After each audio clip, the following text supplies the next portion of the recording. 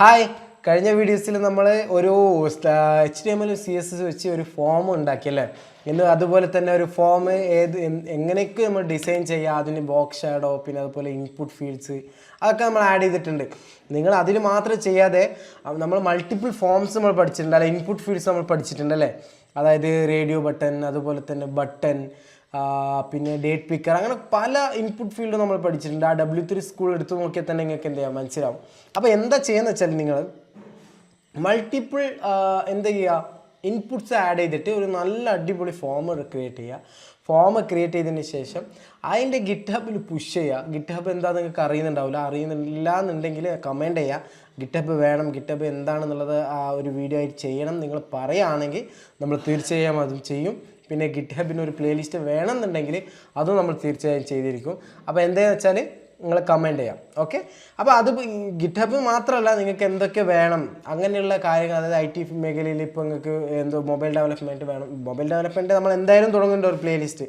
Okay, അപ്പോൾ ഇങ്ങനെയൊക്കെ എന്തെങ്കിലും സജഷൻസ് ഉണ്ടെന്നുണ്ടെങ്കിൽ നമുക്ക് എന്ത് ചെയ്യുക, നിങ്ങൾ അറിയിക്കുക. കാരണം എന്താ വെച്ചാൽ നിങ്ങൾക്ക് എന്താ വേണ്ടതെന്നുള്ളത് നിങ്ങൾ പറഞ്ഞാലേ നമുക്ക് എന്ത് ചെയ്യാൻ തരാൻ പറ്റുള്ളൂ.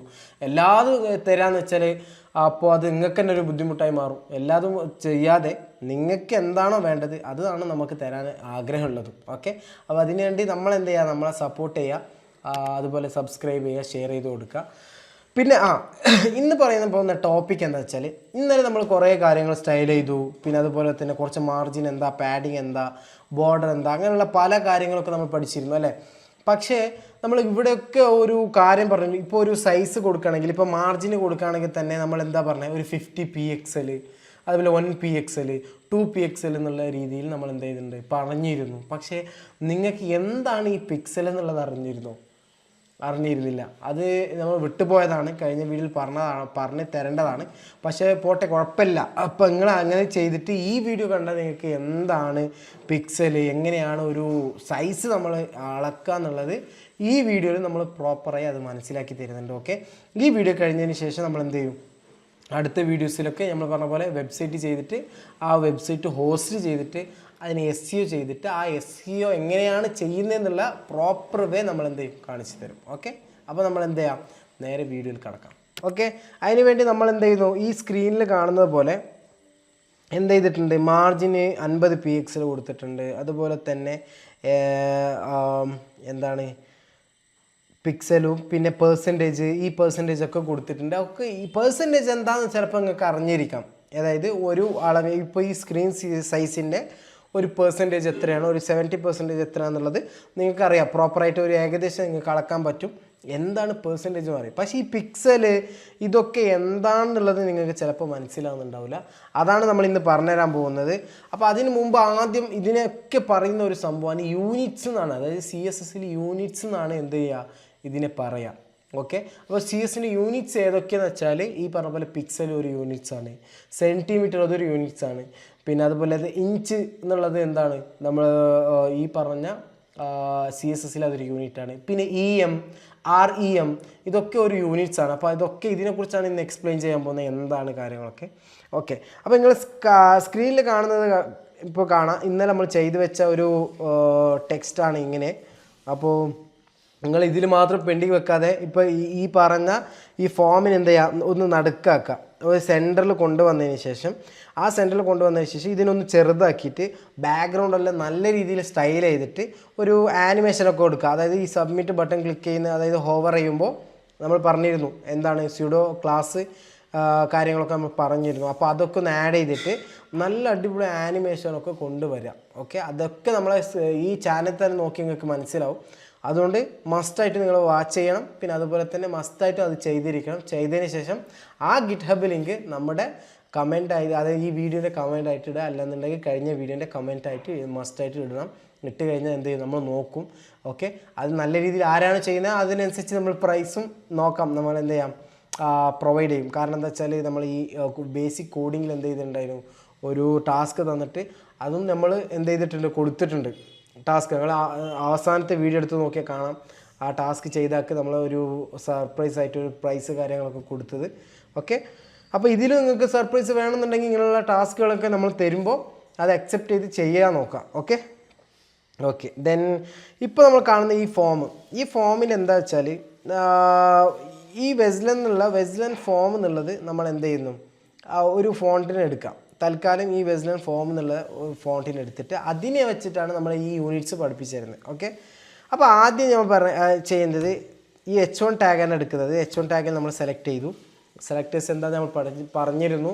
ടാഗ് എങ്ങനെ സെലക്ട് ചെയ്യുക, ക്ലാസ് നെയിം എങ്ങനെ സെലക്ട് ചെയ്യുക, ID എങ്ങനെ സെലക്ട് ചെയ്യുക, അങ്ങനെയുള്ള കാര്യങ്ങളൊക്കെ കഴിഞ്ഞ വീഡിയോസിലൊക്കെ നമ്മൾ എന്ത് ചെയ്തിട്ടുണ്ട്, പറഞ്ഞിട്ടുണ്ട്.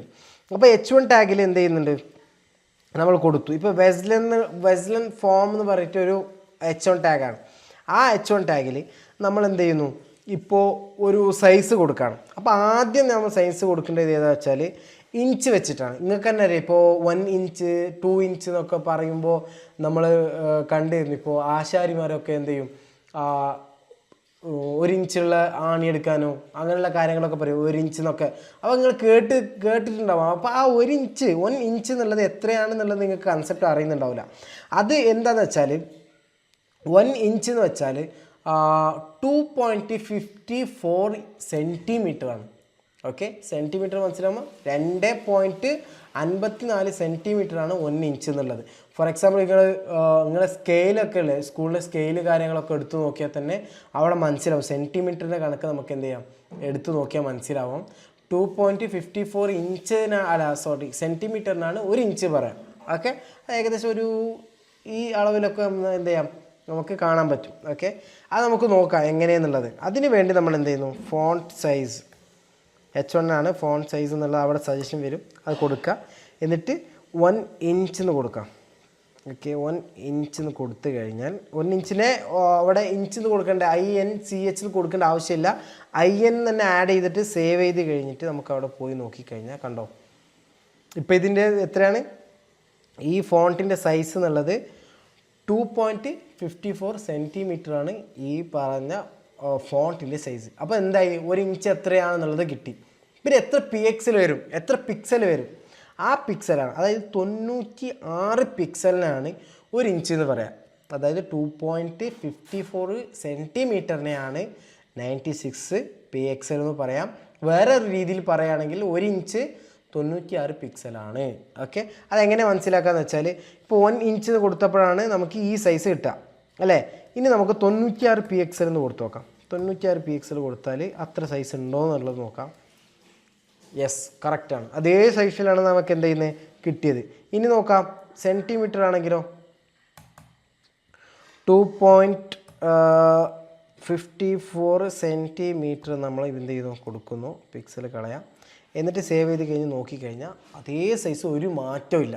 ഓക്കെ, അപ്പോൾ എന്തായി, അപ്പോൾ ഇഞ്ച് എന്താണെന്നുള്ളത് നമ്മൾ പഠിച്ചു. ഓക്കെ, ഇഞ്ച് എന്ന് വെച്ചാൽ 96 പിക്സലാണ്, പിന്നെ 2.54 സെൻറ്റിമീറ്ററാണ്.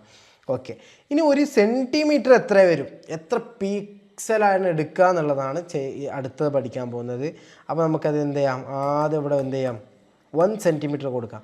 1 സെൻറ്റിമീറ്റർ എന്നുള്ളത് 37.794 സംതിങ് എന്ത് വരും, ഒരു സെൻറ്റിമീറ്ററാണ്, പിക്സലാണ് നമുക്ക് കാണാം. അപ്പോൾ മനസ്സിലാക്കുക, 1 സെൻറ്റിമീറ്റർ തന്നെ ഏകദേശം ഈ ലെവലിലൊക്കെ ഉണ്ടാവുള്ളൂ, നമ്മൾ ആ സ്കെയിൽ നോക്കിയാൽ കാണാം.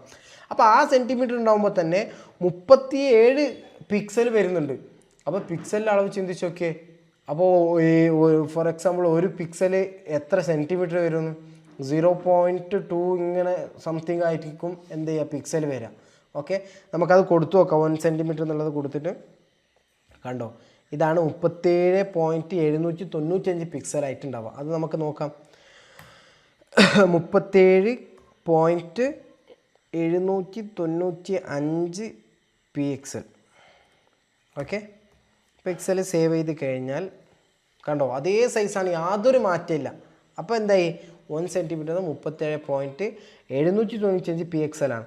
ഇനി നമുക്ക് പഠിക്കാൻ പോകുന്നതാണ് EM ഉം REM ഉം പറഞ്ഞിട്ടുള്ള കൺസെപ്റ്റ്. ഓക്കെ, EM REM നമുക്കപ്പോൾ എന്തൊക്കെ നമ്മൾ ഒന്ന് പഠിച്ചത് ഇഞ്ച് എന്താണെന്നുള്ളത്, അതൊരു യൂണിറ്റ് ആണ്, നമുക്ക് ഇഞ്ച് വൈസ് എന്ത് ചെയ്യാം, ഉപയോഗിക്കാം. പിന്നെ നമുക്ക് എന്താ ഉപയോഗിക്കാൻ പറഞ്ഞത്, cm അതായത് സെൻറ്റിമീറ്റർ നമുക്ക് എന്ത് ചെയ്യാം, അതൊരു യൂണിറ്റായി ഉപയോഗിക്കാം.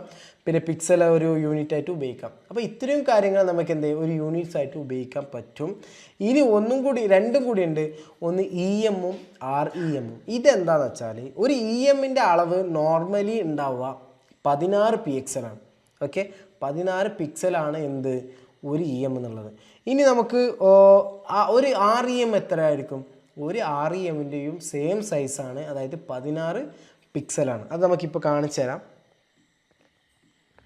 അതിനുവേണ്ടി നമ്മൾ എന്ത് ചെയ്യാം, 1 EM എന്ന് കൊടുക്കാം. സേവ് ചെയ്ത് കഴിഞ്ഞ് നോക്കിക്കഴിഞ്ഞാൽ കണ്ടോ 1 EM അത്രത്തോളം ചെറുതായി. എത്രയാണ് പറഞ്ഞത്? 1 EM എന്നുള്ളത് 16 പിക്സലാണ്. ഇനി 1 REMോ, 1 REM എന്ന് പറഞ്ഞാലും അതേ സൈസാണ്. അപ്പോൾ നിങ്ങൾക്ക് സംശയം ഉണ്ടാവും, അപ്പോൾ EMഉം REMഉം തമ്മിൽ വ്യത്യാസം എന്താണ്?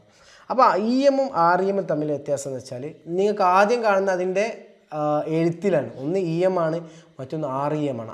ആണ് ഒന്ന് എക്സ്ട്രാ. REMഉം EMഉം എന്താ വെച്ചാൽ REM എന്ന് പറഞ്ഞാൽ ഒരു റൂട്ട് എലമെൻറ്റിനാണ് അതെന്ത് ചെയ്യുന്നത്, ഫോക്കസ്. അതിന് ബേസ്ഡാണ് ഇതിൻ്റെ സൈസ് നമ്മൾ എന്ത് ചെയ്യുക, അളക്കുക. മനസ്സിലായോ? ഫോർ എക്സാമ്പിൾ ഇപ്പോൾ നമ്മൾ എന്ത് ചെയ്യാം, ഇവിടെ എടുത്തു കഴിഞ്ഞാൽ ഇവിടെ ഫോം എന്നാണ് ഇതിൻ്റെ റൂട്ട് എലമെൻറ്റ്. ഓക്കെ, ആ റൂട്ട് എലമെൻറ്റ് എത്ര സൈസാണോ ആ സൈസിനനുസരിച്ചിട്ടാണ് എന്ത് വർക്ക് ചെയ്യുന്നത്, ഈ H1 വർക്ക് ചെയ്യുന്നത്. മനസ്സിലായോ? പക്ഷേ EM അങ്ങനെയല്ല. EM എന്നുള്ളത് H1ൻ്റെ സൈസ്. ഇപ്പോൾ H1ന് ഒരു മാർജിനും പാഡിങ്ങും കാര്യങ്ങളൊക്കെ എന്ത് ചെയ്യും, ആഡ് ചെയ്തിട്ടുണ്ടാവും. അതിനനുസരിച്ചിട്ടാണ് EM വർക്ക് ചെയ്യുന്നത്. ഓക്കെ, അപ്പോൾ രണ്ടിൻ്റെ വ്യത്യാസം ഇത്രയോളം. ഒന്ന് റൂട്ടാണ്, മറ്റേത് കറൻറ്റ് എലമെൻറ്റ് എന്താണോ സൈസ് ആ സൈസിൽ വർക്ക് ചെയ്യും. ഇതാണ് രണ്ട് തമ്മിൽ വ്യത്യാസം. ഓക്കെ, അപ്പോൾ നമ്മൾ എന്താ ചെയ്യും, ഇത്രയും യൂണിറ്റ്സ് പഠിച്ചിട്ടുണ്ട്. കുറേ യൂണിറ്റ്സ് ഉണ്ട്, നിങ്ങൾക്ക് തന്നെ എന്ത് ചെയ്യുക, സെർച്ച് ചെയ്ത് പഠിക്കുക എന്തൊക്കെ യൂണിറ്റ്സ് ഉണ്ട് എന്നുള്ള കാര്യങ്ങൾ. പ്രോപ്പറായിട്ട് നമ്മൾ ഉപയോഗിക്കുന്ന ഒരു യൂണിറ്റ്സാണ് ഇഞ്ച്, അതുപോലെ തന്നെ ഇപ്പോൾ പറഞ്ഞ പോലെ സെൻറ്റിമീറ്റർ, പിന്നെ അതുപോലെ EM, REM, പിക്സൽ. പക്ഷേ മോസ്റ്റ് ഓഫ് ഡെവലപ്പേഴ്സും കൂടുതലും ഉപയോഗിക്കുന്നത് പിക്സലാണ്. കാരണം പിക്സൽ നമുക്ക് സൈസ് കറക്റ്റ് ചെയ്യാനും പിന്നെ മറ്റുള്ളതിനോ ഒന്നിനും ബേസ് ചെയ്ത് വരുന്നില്ല. റൂട്ട് എലമെൻറ്റോ ഇല്ലെങ്കിൽ കറണ്ട് എലമെൻറ്റോ ഒന്നും നോക്കാതെ വരുന്ന ഒരു സംഭവം പിക്സലാണ്. അപ്പോൾ പിക്സൽ ഉപയോഗിക്കലാണ് ഒന്നും കൂടി നല്ലത്. അപ്പോൾ കൂടുതലും ആൾക്കാർ പിക്സലാണ് ഉപയോഗിക്കുന്നത്.